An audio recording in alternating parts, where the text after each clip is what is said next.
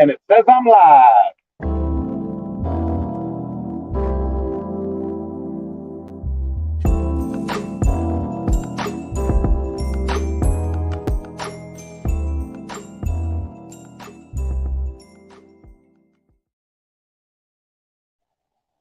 Hey folks, how you doing? It's Kurt coming to you. Mañana no más. You may notice that I am on the road. I'm making things official this week. So I joined the team at the Marine Retailers Association.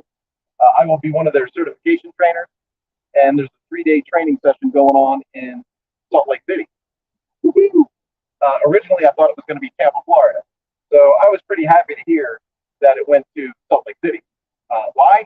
Well, because I can drive there, and I'd much rather drive and take my mountain bike with me than, pardon me, than fly, do the whole, airplane, Uber, hotel, rental car, restaurants, all that stuff. I got healthy food with me, got a cooler full of stuff. I plan on camping and mountain biking and going to training. That's what I plan on doing. Those of you that know that I did work camp down in Phoenix, when I did work camp in Phoenix, I did the same thing. Took the mountain bike, I camped, I go to Planet Fitness, take a shower, get all cleaned up, get a workout in, all that stuff. I absolutely love it. So I opened up this with the title of, just like everything else, expect curveballs. Expect curveballs. Like, don't get upset when a curveball comes. Expect the curveball. So I picked up the camper van. So those of you that know, I built this amazing camper van based on a squat truck. So I take the squat truck and I drove it down to Texas and I blew it up. I towed it back to California, and then I had to deal with A, towing it back to California, B, trying to figure it out. I put in a new radiator and all that kind of stuff because it didn't really act like a blown head gasket, but it would idle, but when you got it under pressure, it would blow the coolant out. And I was like, I'm not sure if it's overheating or if I've got some back pressure problem or what happened. So I took it in for a head gasket eventually. They quoted me like $6,500. 6 months later, I get a phone call telling me the van is done. But now it might have an ABS problem. The solar system shot. I had a 600-watt solar system on the roof. Those batteries sat in disrepair, got corroded. There was no maintenance done while the thing sat there. So it looks like I probably need a couple of batteries and to reconnect everything in the solar system again. I drove the thing home after paying $9,000 to get the truck fixed. Drove it home. And as I drove it home, I didn't see the coolant gauge. I didn't see the coolant gauge budge. So I either have the most efficient, coldest running 7.3 liter diesel, or they forgot to hook up the coolant temperature.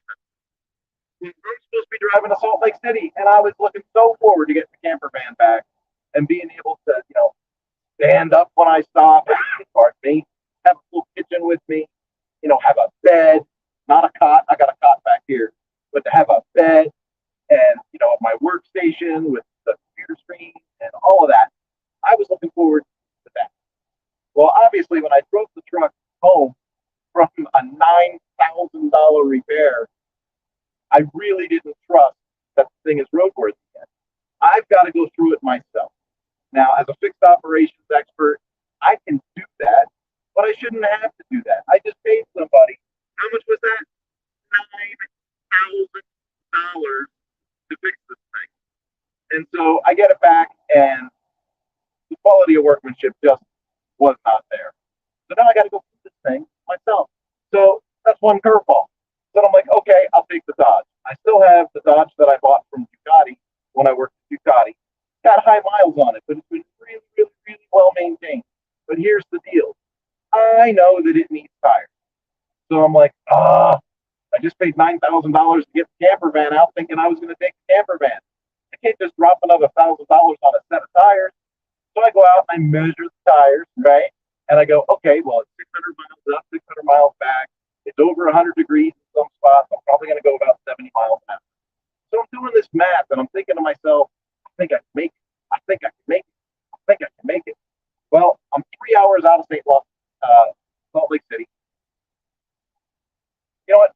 tell you that. I just want to tell you, whatever God gives you, whatever life throws at you, whatever your belief system is, try not to take it personal. The universe is not out to get you, okay? So I left in the Dodge. The Dodge runs great, smooth, comfortable. The air conditioning is kicking. So I got AC. I'm checking my gauges. Everything looks good. Folks, I'm getting 19 miles per gallon so far on the trip. 19 miles per gallon. And by the time I had to refuel, fuel was only $3.48 a gallon. And I'm from California. That's a bargain. So that's awesome. Now, when Hayden and I volunteer and work at the Mid 400, uh, we stay at a place called Gene, Nevada, off road. So we stay at a place called Gene, Nevada. It's outside of Prim. I think Prim is a bigger town people might recognize. And but there's a whole off-road area there, an entire off-road area, free camping, legal to park, no worries, and I feel safe there. So that's where I plan to stop, and that's where I stopped, and I slept like a baby. And then it's 4th of July, so people showed up to shoot their guns in the morning and all that. And instead of people being rude and just like sitting up next to my truck and blaring off shotguns while I'm sleeping, they were cool. They pulled up, nice and slow. They looked to see if I was in my truck. I was. I was awake.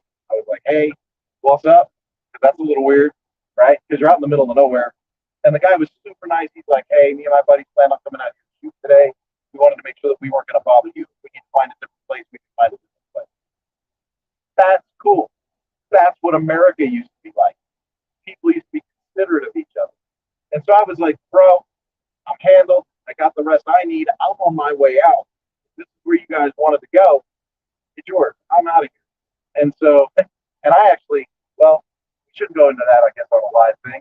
But I could have joined them because I am prepared to have joined them and done a little flinking around in the morning. But I thought, nah, let's just get going. We got, got a long drive ahead of us. Still got to get to Salt Lake City because the training starts on the 5th.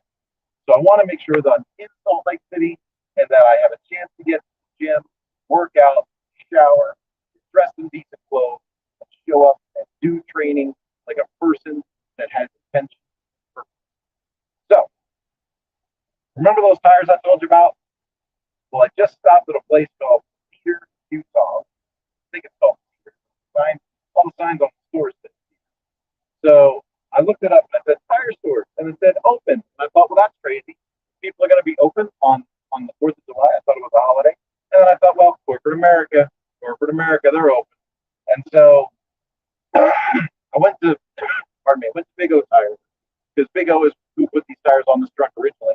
So I was like, okay, I'll go to Big O Tires. I went and they were closed. Now here's the cool part. Remember, I'm a fixed operations expert, right? I should know how to change the tires. So I was like, you know what? I got the time. And me doing it certainly in the budget. So the cool part about Big O Tires was they had a big shade spot. So parked the truck in the shade. I wasn't in anybody's way. Nobody around. I got the truck. I loosened all the lug nuts, even the special locking lug nuts, special sockets, pain in the butt.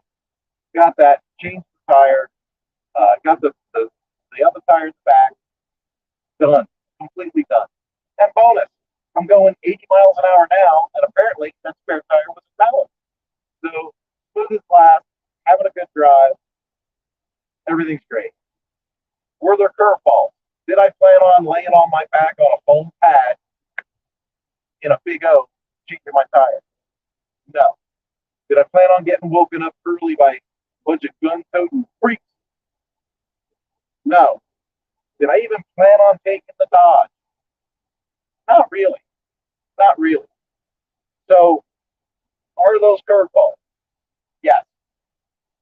Do I let those curveballs affect the positivity of the trip and take away from the idea that I am traveling, I'm away from home, I got peace and quiet, I've got time to think about my journal, I've got time to think about business plans, I'm implementing something, and I'm going to spend awesome time meeting new coworkers at the Marine Retailers Association. And even though it's official and I've already been hired, to me, when I come into this and complete the training and I'm ready to give the training, And I guess it's official now because I'm announcing it here on the live. Folks, I'm going to check the comments real quick. I know, say if you're driving, what are you doing? Don't do that. Okay, I'll see a comment. So I'm going to go back to what I do, back to brand. I didn't put any banners up, while I'm driving. Folks, you should know I got a big announcement coming to the Power Sport Academy this week. Big, big announcement. Do I want to give a leak to it?